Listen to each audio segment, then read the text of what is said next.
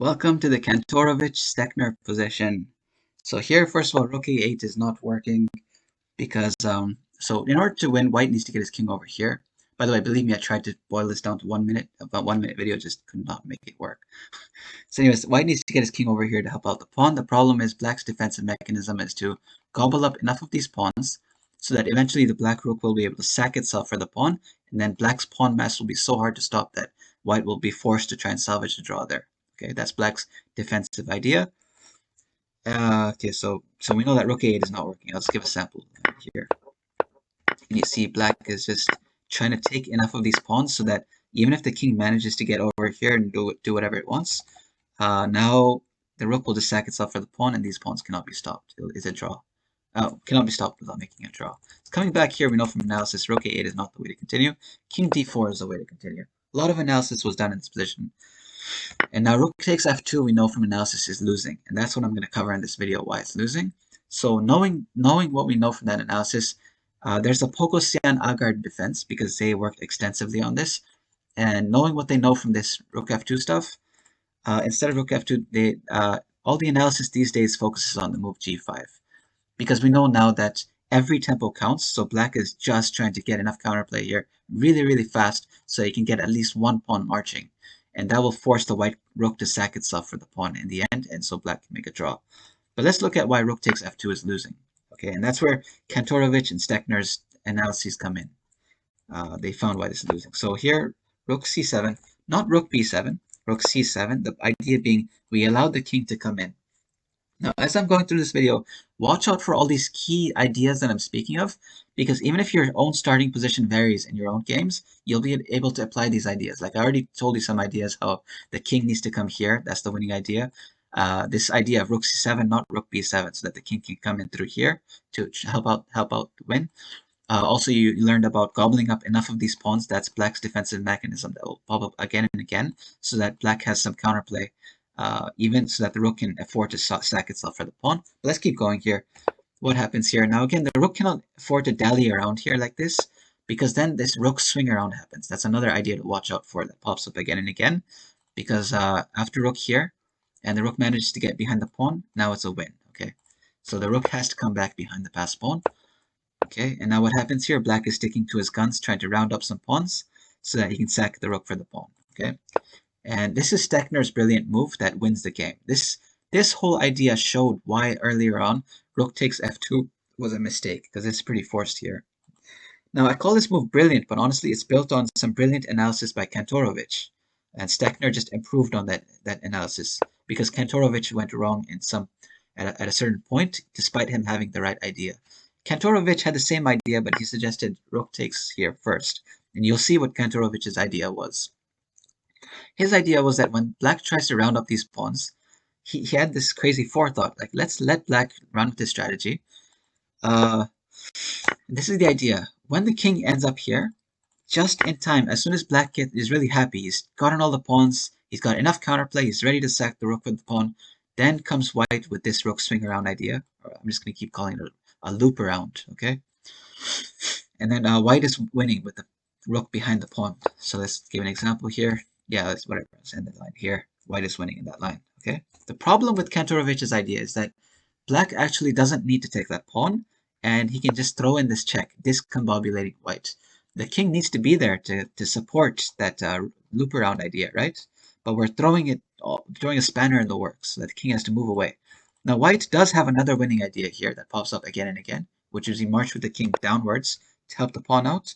But then we introduce another idea, is that this king positioning really, really matters. It's so important when the king manages to take these pawns and runs with his own pawns, because if the king is over here somewhere, it can help to stop these pawns. Whereas when it gets chased down here, white needs to watch every tempo, because now it'll be too far to stop these pawns. So you'll see. So rook comes back, and just in time, black sacks for the pawn, and white's king is too far. With these two pawns, black manages to make a draw. Okay, so this whole idea is not working because despite having the right idea of the rook loop around supported by the king from here, wherever, this move, rook takes the pawn, just wastes too much time. So Steckner improved on this and he played rook c4 with the same idea, but you'll see why it's an improvement. So black sticks to his guns, trying to round up the pawns.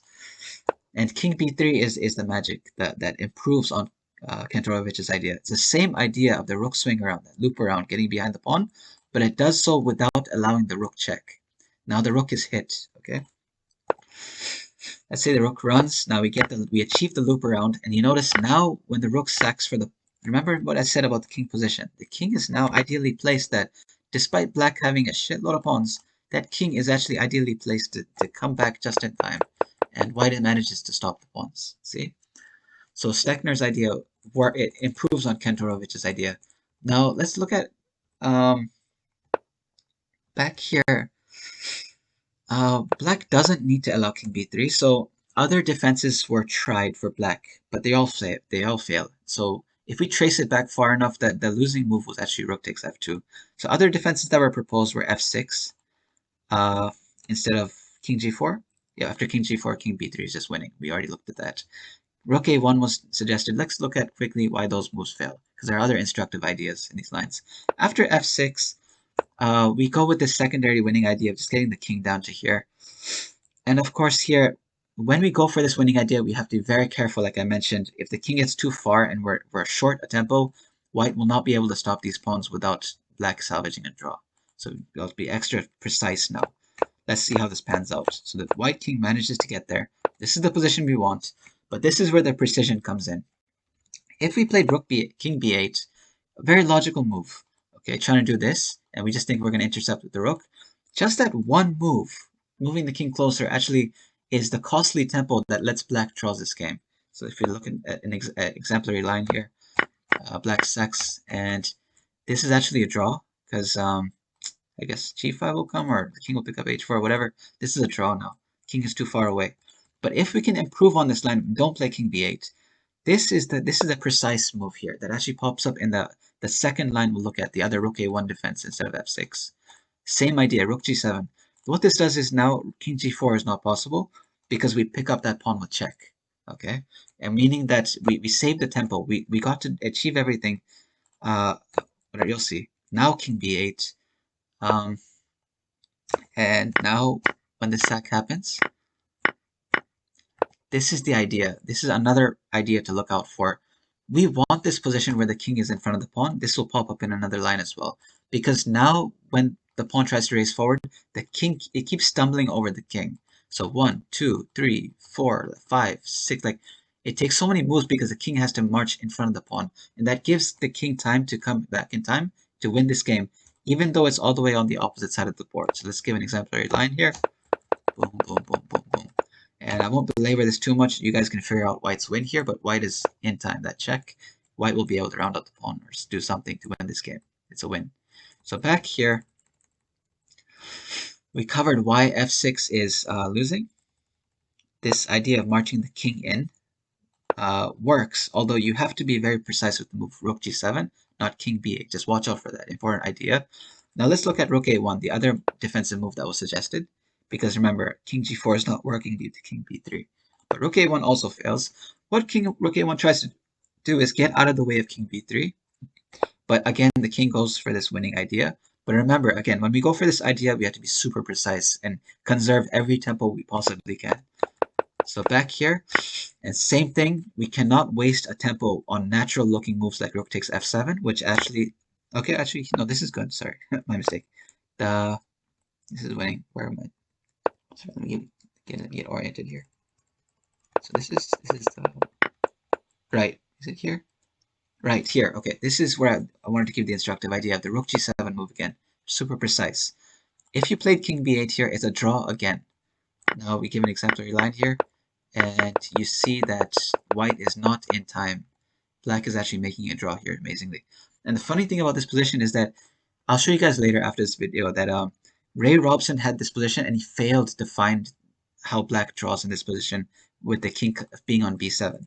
I'll look at that but cursorily. But here's the draw. Black draws. White is not in time. So back here, you see how important it is that you cannot even waste a move on king b8. It actually just draws. The winning move is actually rook g7. Same idea as the previous line. Now when white takes, we force the king to be in front of the pawn. This is the position we're striving for.